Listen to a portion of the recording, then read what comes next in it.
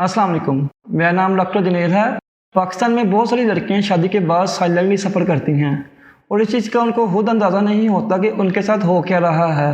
अगर आप भी इनमें से एक लड़की हैं जो कि शादी के बाद जिनकी तकलीफ़ात शुरू हुई हैं, शादी के बाद सफ़र करना शुरू हुआ है, तो ये वीडियो आपके ही लिए है। इस वीडियो में दो चीज़ों पर फोकस रहेगा।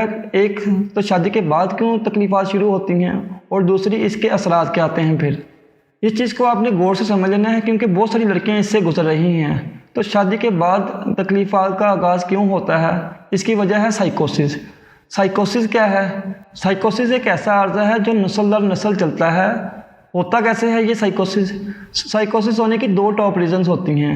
एक तो सजाक और दूसरा वैक्सीनेशन के साइड इफ़ेक्ट्स। ये जो इंजेक्शन वगैरह लगते हैं उसके साइड इफ़ेक्ट्स की वजह से भी ये साइकोसिस हो जाता है। और तीसरी ये विरासती है, लेकिन विरासत जो हेरिडिटी भी उसकी होने की वजह भी ये दो ही होती हैं, सजाक या फिर वैक्सीनेशन के साइड इफ़ेक्ट्स की वजह से ही आगे विरासत में ही मुंतकिल होता है।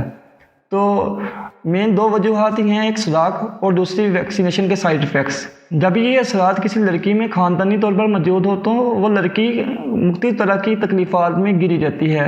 लेकिन अगर एक लड़की शादी से पहले नेक, तंदुरुस्त और सेहतमंद थी और शादी के बाद उसकी तकलीफ़ात शुरू हुई, मसलन पीसीओडी का हो जाना, पीरियड्स उसके रुक जाना बगैर किसी वजह के कमज़ोर होती चली गई, तो वहाँ उस लड़की की मुश्किल तकलीफ़ की वजह साइकोसिस होता है। साइकोसिस सजाक से होता है। शोहर ने खुद सजाक हासिल किया जो कि बुरूनी अद्वियात से उसको सप्रेस कर दिया गया, तो जिसकी वजह से औरत मुख्तलिफ बीमारियों में घिरी रहती है।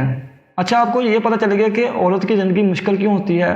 उसकी वजह है साइकोसिस। साइकोसिस सजाक से हुआ है और सजाक जो है एक सेक्सुअल ट्रांसमिटेड डिजीज़ है। अब आपने इसको गौर से समझ लेना कि इसके बाद अलामात क्या आती हैं। जब मैं आपको साइकोसिस की अलामात बताऊं तो आपने ये नहीं समझना कि आपको उसमें से अगर एक या दो अलामात पाई जाएं आप में, तो आपने ये नहीं समझना कि आपको साइकोसिस या सजाक है, क्योंकि इसकी जो अलामात एक या दो वो बहुत सारी और बीमारियों की वजह से भी हो सकती है। मसलन सिर्फ एक अगर इसकी सिम्टम ले ली जाए कि तीसरे महीने में हमल का ज़ाया होना, ये साइकोसिस की बहुत बड़ी अलामत है सजाक होने की। जिनको शादी के बाद जिनको रिपीटेडली मिसकैरेज तीसरे महीने में हो, तो यहाँ हस्बैंड को इन्फेक्शन होने के बहुत ज़्यादा चांसेस होते हैं। लेकिन ये जो चीज़ है, सिम्टम है, और भी कई बीमारियों में पाई जाती है। मसलन कई वायरसेस की वजह से या सिफिलिस की वजह से भी ऐसा होता है। तो अलामात बताने से पहले आपने ये ज़हन में ज़रूर रखना है कि डॉक्टर डायग्नोज करेगा, आपने खुद अलामात से ये अंदाज़े नहीं लगाने। शादी के बाद सबसे पहले ये अलामत आती है। फिज़िकल होते दर्द होता है, जलन हो सकती है, शादी के अगले महीने से पीरियड्स रुक जाते हैं, पहले तो प्रेगनेंसी होती ही नहीं है, अगर हो जाए तो तीसरे महीने या दूसरे महीने मिसकैरेज हो जाती है।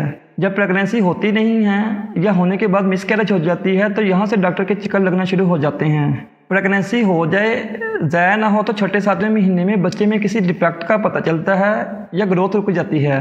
औरत को शादी के बाद अगले महीने से ही पीसीओडी का मसला बन जाता है, जिसको पहले कभी नहीं हुआ होता। अभी सिर्फ वो अलामत बता रहा हूँ जो कि शादी होने के फ़ौरन बाद ज़ाहिर होती हैं। शादी होने के बाद की अलामत, बच्चों की अलामत वो अलहदा होती हैं और वो भी इतनी ही संगीन होती हैं।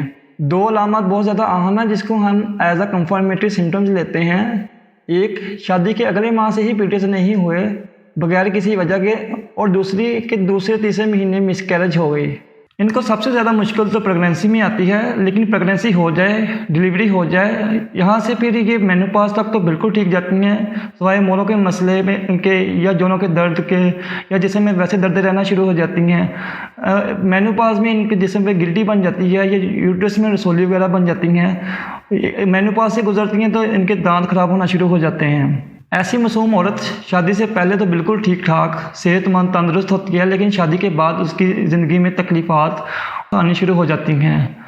तो ये सिर्फ वो अलामत हैं जो एक लड़की को शादी के बाद से जिसको साइकोसिस मिला हो शोहर की तरफ से, वो आती हैं। लेकिन इसके बच्चों को जो अलामत आती हैं, लड़कों को जो अलामत, लड़कियों को जो अलामत जो विरासत से मिला होता है, उसमें क्या अलामत आती हैं, वो इससे अगले लेक्चर में आपको बताऊँगा।